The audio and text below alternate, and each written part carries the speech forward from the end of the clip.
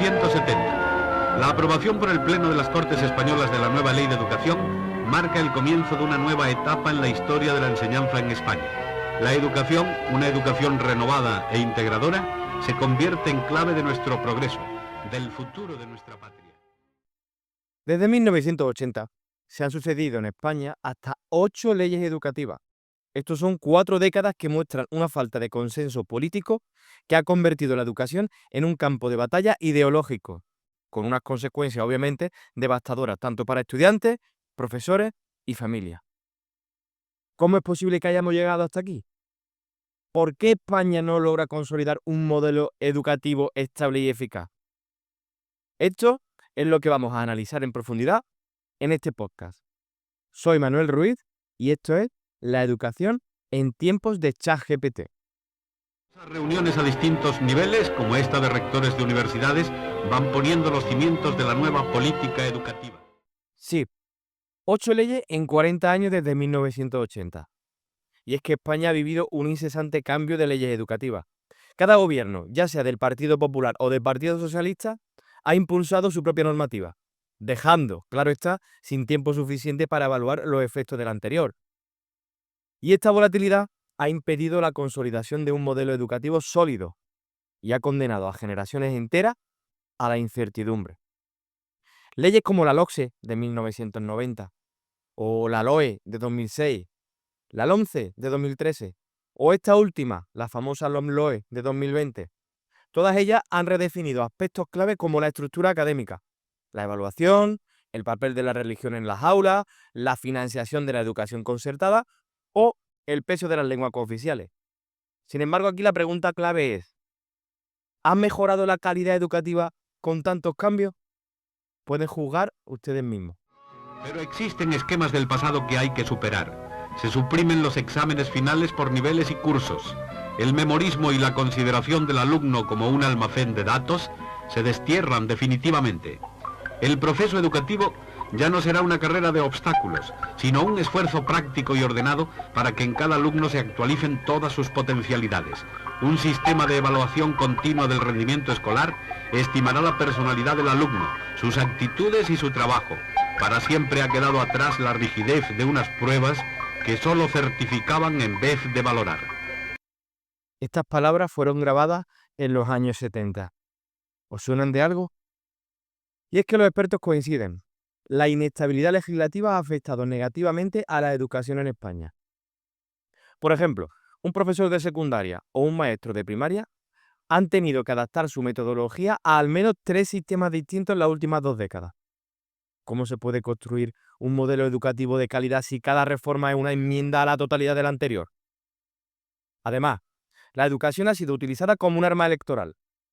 En lugar de alcanzar un pacto de Estado que garantice estabilidad, los partidos políticos han preferido diferenciarse con medidas populistas y poco meditadas. ¿Como resultado? Bueno, pues nos encontramos con un sistema en el que la improvisación es la norma y donde cada cambio genera más confusión que soluciones.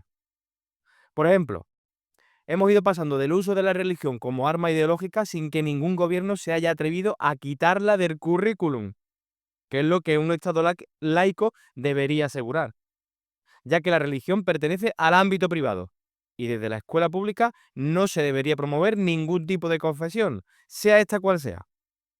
Pero bueno, se ve que el poder de la conferencia episcopal sigue teniendo tentáculos bien afianzados en los engranajes del Estado. Si no, no se comprende esta falta de valentía por parte de los sucesivos gobiernos.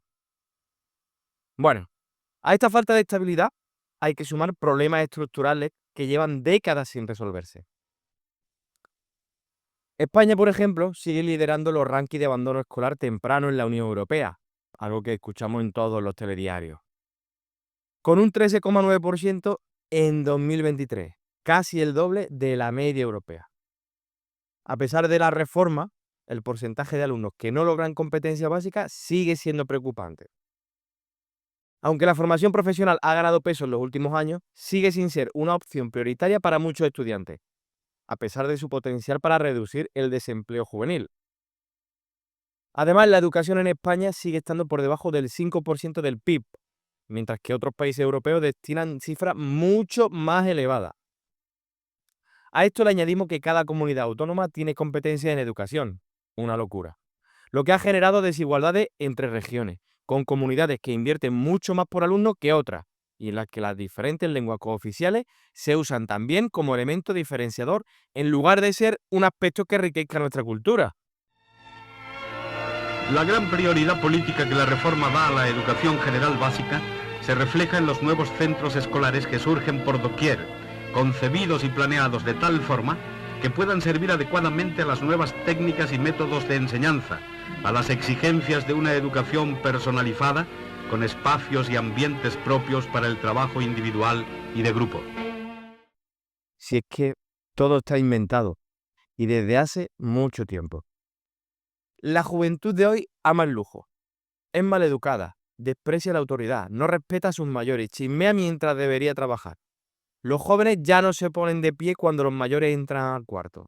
Contradicen a sus padres, fanfarronean en la sociedad, devoran en la mesa los postres, cruzan las piernas y tiranizan a sus maestros. No, esta no es mi opinión. Esta cita, que bien podría haber sido escrita hoy en día, corresponde a Sócrates.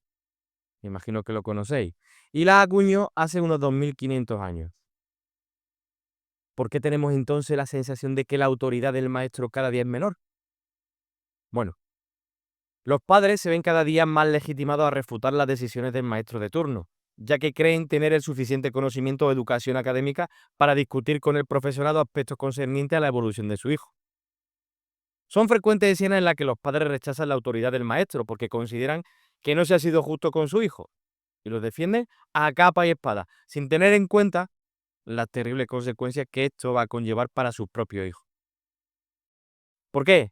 Pues porque cuando se contradice al maestro, se contradice también la jerarquía misma de la educación, y que lo que éste lleva a cabo en clase será susceptible de una moción por parte de los progenitores, por lo que el maestro tendrá que luchar doblemente.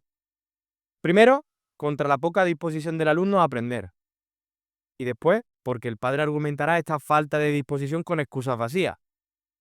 Excusas que va a alejar a su hijo de cualquier tipo de frustración, claro, o cualquier culpa que pueda traumatizar a su vástago.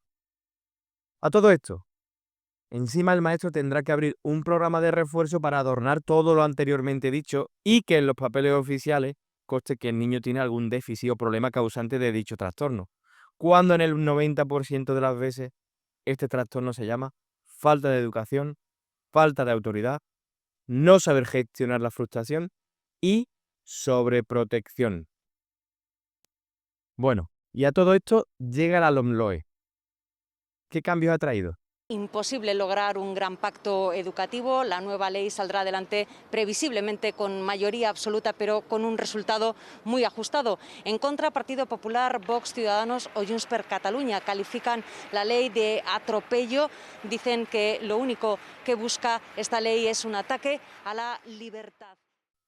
Se ha eliminado la demanda social para los centros concertados. Una cosa importantísima, vamos. Se ha reducido el peso de la asignatura de religión y se ha flexibilizado la promoción de cursos en la ESO y bachillerato. ¿Es un avance? Para algunos sí. Para otros, incluido yo, supone una pérdida de calidad y exigencia en el sistema educativo. Uno de los puntos más criticados es la posibilidad de obtener el título de bachillerato con una asignatura suspensa. ¿Es este el mensaje que queremos enviar a los estudiantes? En lugar de reforzar la cultura del esfuerzo, parece que seguimos la senda de la mediocridad. Además, la eliminación del castellano como lengua vehicular ha generado un debate encarnizado sobre el papel del idioma en la educación. Y es que en un país donde la cohesión social debería ser una prioridad, estamos profundizando divisiones innecesarias.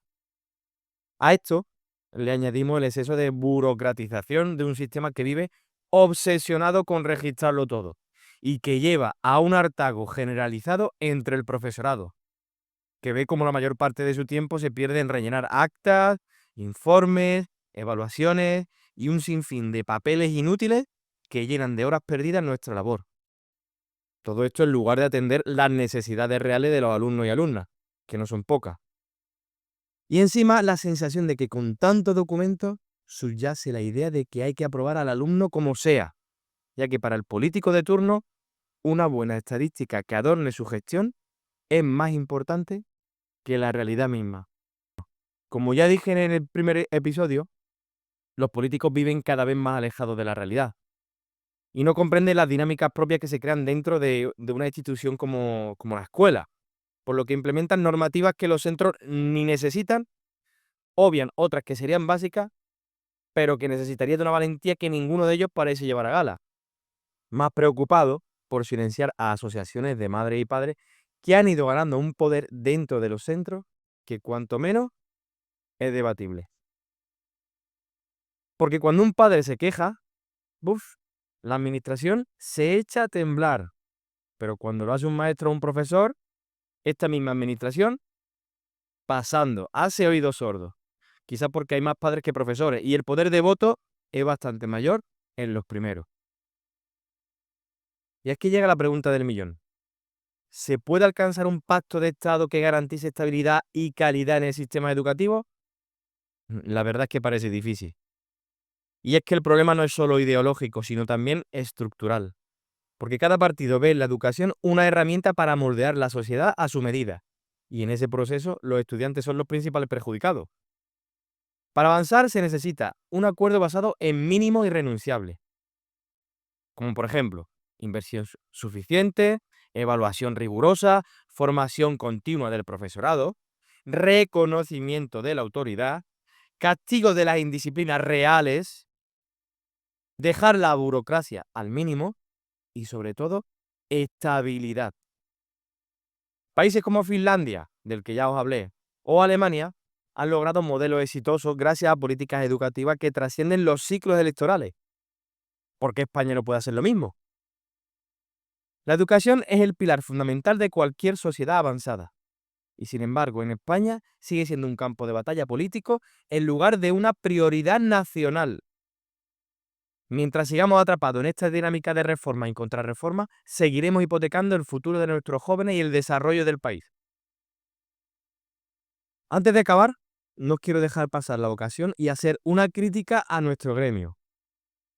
Porque dejando de lado la inestabilidad legislativa propiciada por los sucesivos gobiernos, como ya he hablado antes, deberíamos mirarnos al ombligo y no caer en la autocomplacencia.